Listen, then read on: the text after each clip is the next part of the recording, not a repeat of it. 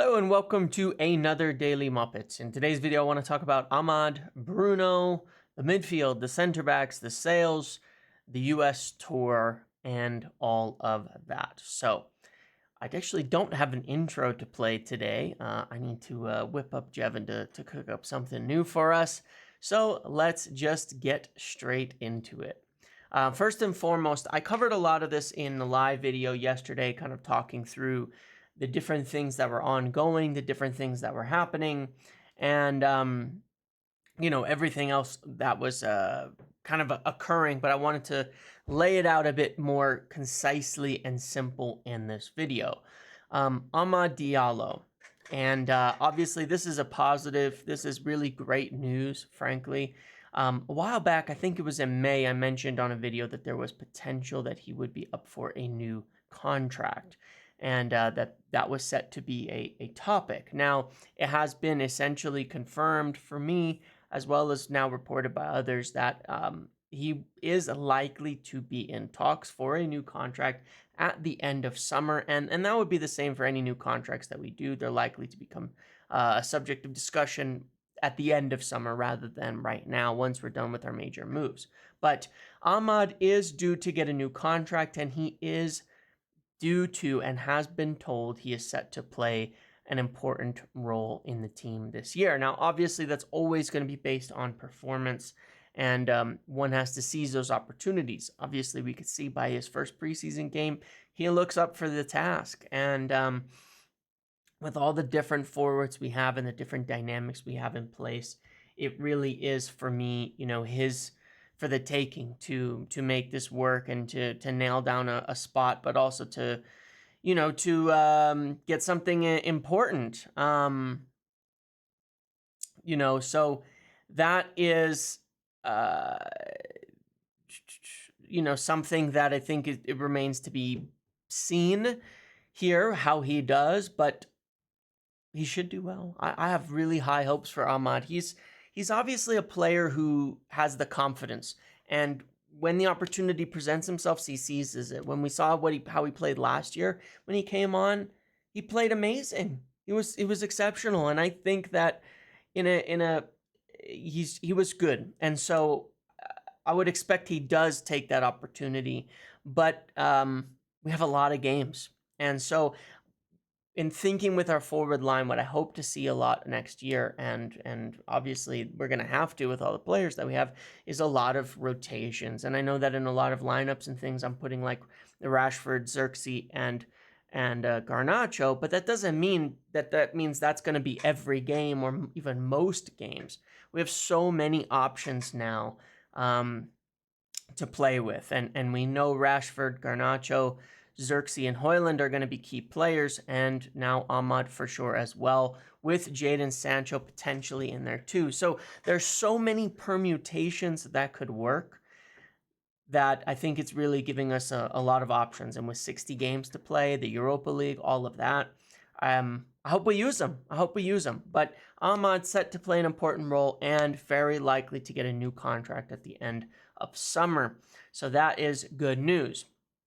On Bruno Fernandes and his situation, certain aspects of it remain up in the air. Obviously, we kind of saw the previous reports. He wants the club to match his ambition. He wants this, he wants that. End of the day, he would like to get a new contract, but also he has had his agent exploring whether there are moves out there for him where he could go somewhere else, and that, where he could move to another club. With talks with Barcelona and Bayern and Saudi and exploring PSG, there are no active discussions between United and anybody to sell Bruno Fernandes. But if his agent were to bring an offer to the table and he wanted to go, then they would consider selling him. However, at this point in time, the club do not want to let him go. And they do not want to let Rashford go, and they do not want to let any of their other kind of key players go. The Mason Mount, there was a rumor about that. Not true. They don't want to sell any of these players. They're not actively shopping them. They would let anybody go who brings a big offer and wants to leave. That is different. outside of, obviously Kobe Mainu and the youngsters. They don't want them to leave. And at this point, the small development on this that I have is that they would actually like to tie down Bruno with a new contract. Now, the terms of what they would like to accomplish with that contract are not necessarily, doesn't make it guaranteed, because they're not necessarily like, we're going to give you a huge wage bump in another 5 years or something like that. It's more specifically that they would like to get another year added on to it with potentially some more financial incentives into it. That's my understanding of it from the sources I speak with. That's sort of what's under consideration and what they would want to do. Because his contract is expiring in 2026, and yes, there's a +1 on that, but because it's expiring in 2026, without any sort of extension, they would need essentially to sell next summer to get best value, and they're not really ready to do that. They don't want to sell next summer. I don't think that's going to be their priority. I think that they would like to extend it out to 27 with a +1 to 28. And at that point, then they'll be able to consider where the club is at. They're going to feel a bit much further through the overall rebuild, but they don't really want next summer to reset again with such a key player in the team. They want to continue building the young core that they're doing so and developing, and push it to another year to kind of make that decision on Bruno. That's my understanding of it. That's what they would like. We'll see if that aligns with him, or if he's thinking, no, if I'm not going to get a big, longer contract, we'll just ride out the current one and see where we are at next summer, and if anything changes. And that's a possibility, but they would like to do something there if possible. On the sales front,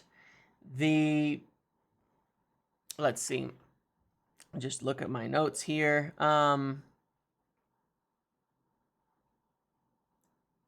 Yes, so on the sales front,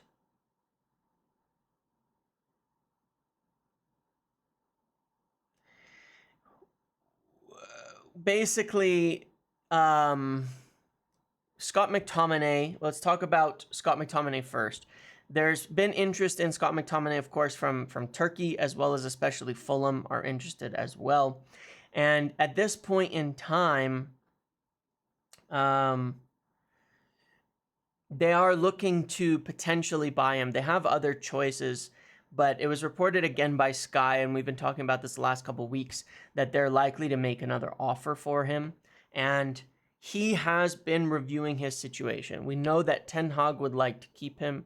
Ten Hag likes the usefulness of him. I understand it, actually. I really do. If he's a squad player, if you can deploy him in the way that you want, then you want to keep him.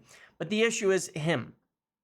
And not in a bad way, but he wants to know his role. He wants to understand where he's at. He wants to understand what he's doing next. And I think he wants to be a more important player than a bit part fifth choice midfielder. And to be fair, he's better than that. He would start for a lot of clubs in the Premier League, and we can see with his goal scoring that he can bring that he'd be very useful for many, many clubs, which is why a lot of them are looking at him. And so at this point in time, he's reviewing his offers. I think he has somebody who's looking to encourage offers to come in for him so that he can present them and say, look, this is what I could get. And some of that sure could be leveraged into discussions over a contract. But for sure, there's also the possibility he could leave with that too. If there's a good enough offer close to £30 million, maybe a little higher, but around that range, then United will definitely consider it if he wants to move. And that would be a really big one in terms of opening up the ability to spend more money, because there are certainly more positions that United want to look at. They need a midfielder, and we'll talk about that. They need a right back, and we'll talk about that. And they need potentially, or want at least, another center back if they can get one, though we'll talk about that as well. All of those are predicated on sales and on getting some more money in the door. And the priorities have, to be fair, changed a little bit. But that is a clear one that we need to kind of sort out. He'll be on the tour. If more offers come in, at least he's expected to be on the tour. He was not one of the names they were saying wouldn't be. So he's expected to be on the tour. Um, he's expected to be on the tour, and and then so maybe afterwards it would get sorted out if Fulham come in for him. But United would need that one in order to be able to spend more significantly in the midfield, and we'll talk about those targets in a second. At fullback, Wan-Bissaka, as we kind of discussed yesterday, still very much of interest to West Ham. Mazraoui is very much of interest to United as well. Absolutely a target. As I confirmed yesterday, he is definitely a target. That is a real story. They're very interested in him, replacing Wan-Bissaka, and if they can sell Wan-Bissaka to West Ham, then they would likely get Mazraoui. Now, West Ham are also interested in Mazraoui, as well as Kyle Walker-Peters, and so it's a little bit of like, who gets who here? But in an ideal world, they get Wan-Bissaka, we get Mazraoui. That's sort of the plan, that's sort of the hope. It's a little bit tangled there, but I think it's a matter of if we give them a good deal on Wan-Bissaka, then we can get Mazraoui a bit easier without competition. So I expect that one to develop a bit, but I also expect that might take until, a little bit later, just after the tour to kind of wrap up. But that is a solid story, and that's a pretty simple swap, in and out type of deal. So that would kind of help solve that problem a bit. At least that's the thinking. And then at center back, we still need offers for Lindelof or Maguire, and there's not really anything solid yet. Lindelof could definitely go, but there's nothing solid there yet. On Casemiro, there's nothing solid, and on Eriksen, as of yet, there's nothing solid. He could go, but there isn't anything particularly solid at this time. Let me see. So, yeah, that's what we've got at for now on the sales front. So moving on to center backs specifically, it's sort of an interesting thing that, it's sort of an interesting thing here that, we kind of talked about how when there was Euro and Ligt, then it was going to be one or the other. And you've seen that since Euro progressed, the De Ligt deal has kind of very much fallen by the wayside. United are still interested in a center back, but the priority on the center back front, if they were to get two, was to get a right center back and a left center back, not to get two right center backs, especially, that they're not really, I don't know how to put this, but I've explained before why I don't see it a great deal to sign both. De Ligt is also on starter wages, and he's on big wages. Even with a discount, he'd be on starter wages. So they really wanted a discount on that signing if they were to get it. 30 million, 35 million pounds, kind of like the original Braithwaite offer at best. But at this point, Bayern are looking for a lot more than that, and he's on big wages. And as soon as they got Euro, De Ligt was much less of a priority. They still would like to get a center back in, but they really do or would prefer to get somebody who can be left center back and left back, or cover left back in a pinch at least, simply to give options, and because it just makes a lot more sense. That's how Ten Hag likes to have things. He likes to have a left footer on the left and all of that, if he can. And just from a money standpoint, the overall strategy for United has been, as we've talked about kind of all summer under Ineos, is not just buy for buy's sake. They want to buy players they really like, and they want to buy them at a price that they value them at. And De Ligt was never the top of the list. He was never the priority. He was an opportunity. And so it's still possible if he comes across as a very much an opportunity price, but they're not going to pay a premium for Matthijs de Ligt. They're certainly not paying a premium for him at all. So I wouldn't say it's off, but as I've said a lot recently, it's not a priority anymore to sign him, and they would rather even still try for Braithwaite, even though that seems quite unlikely, or look at backup options, or spend the money elsewhere. And to some degree, there seems to be a shift in focus to the midfield, and I don't think that's wrong. So we'll talk about that in a second. But on the center back situation, yeah, they need more offers to come in. They need to be able to move Lindelof in order to buy someone else. But there's no clear buy here because Ligt would have to be at a cut price option, and then they would still be technically without the left center back they wanted. So if that price comes way down, I think they would do it because then they would say, all right, well, next year we'll sell Maguire and get a left center back or something, and we'll solve the problem. And that would be fine in a 2-year plan. That could work out. But there's still the complication of De Ligt's wages being quite high, as well as would he be happy really to step into that role, and how does that affect Euro, and what promises have been made, and all of that. So I think it's more complicated than that, but we will see there. We will definitely have to see if they do move for something here, and again, if it's predicated on getting offers in. Now, if they could sell McTominay, the profit on that likely opens the door for potentially a midfielder and a center back, especially if they can also sell Lindelof. Even though it's not a ton of money, maybe it's 30-40 million between both, it's so much profit that it would likely allow them to make a signing in both areas, very much so, and spend pretty decently. So very much in flux here. It's a little more complicated than the simplicity of like a Wan-Bissaka with Mazraoui coming in behind him or to replace him. On the midfield front, this has been a little confusing, and something I said yesterday as well definitely got kind of misaggregated because it wasn't really, it was certainly without the context of everything that I was talking about. On Ugarte, it's still my understanding that he's right now the most likely midfield signing. The point on them not all being in agreement with him was, one, there was a thing from The Athletic that said they're not all 100% convinced on it, but they also very much said that doesn't mean we wouldn't be signing him or that it couldn't be signing him. But my understanding of it is a big part of that just comes down to price.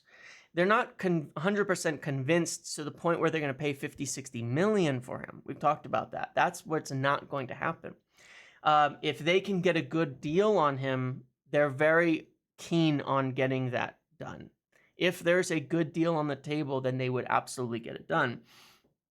And the way that the midfield is being looked at right now is Ugarte being there as a deal that they are interested in, that the talks are ongoing, that it's occurring, that it's moving, or at least in action right now. They've been talking with Jorge Mendes. They have terms. They're talking to PSG. Now, once PSG sort out João Neves and get that done, which it looks like they're very close to doing, I do expect the situation, the price, the stuff on Ugarte to change a little bit. So that would be fine when that happens, and I think that'll start to move.